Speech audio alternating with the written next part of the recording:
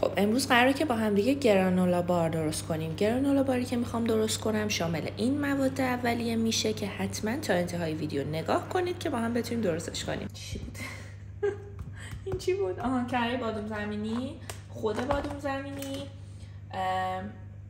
از این جوها، دانه چیا، دو تا چیز دیگه هم هست که الان میارم. یه دونش خرماه و اون یکیشم گردوه. من چون دقیقا خیلی دلم شیرینی میخواد، به خاطر این دارم سعی میکنم که این سری تغذیه ها رو جایگزین شیرینیایی بکنم که واقعا اصلا ویتامینی نداره و پروتئینی در واقع بهمون نمیرسونه. حالا بریم که بهتون آموزشش رو بگم. خب قبل از همه چی جو پرکمون رو اینجوری میریزیم توی یه تابه‌ای که از قبل یه مقداری داغ شده بدون هیچ روغنی. یه مقداری تفتش میدیم که از اون حالت خامی در بیاد. خب اینا رو باید همه رو با هم دیگه خوردشون کنیم، با هم دیگه ترکیبشون کنیم. در واقع یه ذره بکوبیمش دیگه که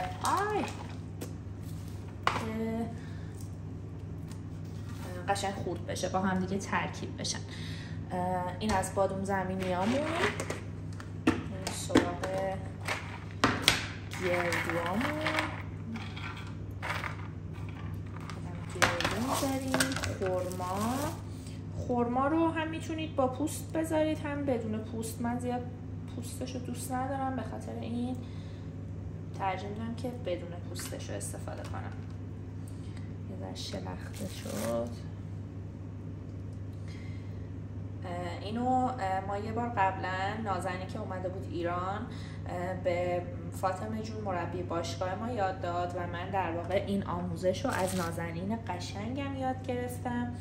کلی آموزش غذایی دیگه هم توی پیجش داره که میتونید به پیجش سر بزنید. غذاهای ایرانی، خارجی، آمریکایی همه جوره داره.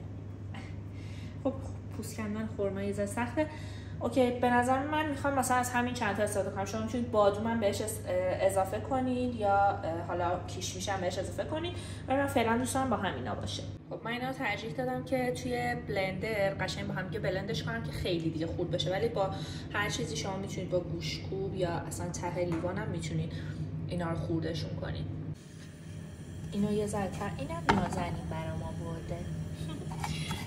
این هم اینجوری با هم قشنگ یه ذره تفت میدیم. لازم نیست اصلا هیچ چیزی بچه‌ها تو تابه بریزین، همین توی حرارت یه ذره تفت بخوره، بعد با اون مواد قاطیشون میکنیم.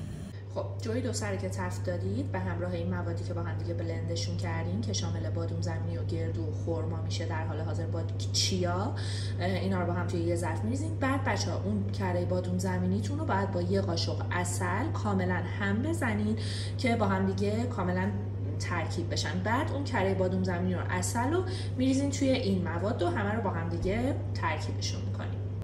حالا نوبت ترکیب کره بادوم زمینی با عسله. بچه‌ها هر چه قدری که به نظرتون اوکیه میتونین از این استفاده بکنین، اصلا محدودیت خاصی ندارید. اگه این باز شه، البته اگه باز نشه که محدودیت ها تازه شروع میشه. خب یه قاشق از این میریزیم. من دیگه خیلی احساس میکنم که اون چیز شد، تازه این خودش هم ناتس داره توش. اوکی، میریم به سمت جوش که داشته باشیم. یه قاشق هم عسل. چسبیده به اون دیگه نمیشه از اون قاشق استفاده کرد.